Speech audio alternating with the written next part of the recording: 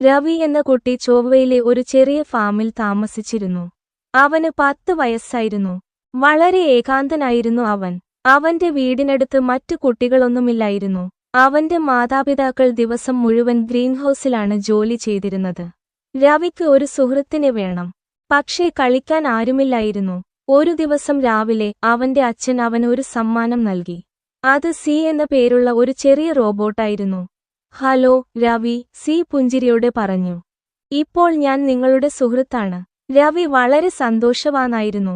എല്ലാ ദിവസവും അവനും സിയും ഗെയിമുകൾ കളിച്ചു, കഥകൾ പറഞ്ഞു, ചൊവ്വയിലെ ചുവന്ന കുന്നുകൾ പര്യവേക്ഷണം ചെയ്തു. എന്നാൽ ഒരു രാത്രിയിൽ ഒരു വലിയ മണൽക്കാറ്റ് വന്നു. കാറ്റ് ശക്തമായിരുന്നു.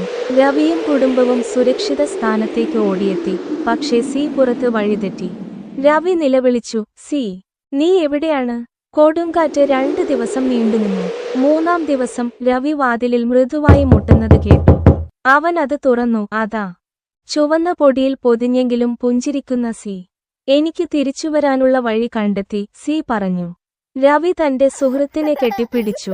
ചൊവ്വയിൽ അവൻ ഇനി ഒറ്റക്കല്ലായിരുന്നു.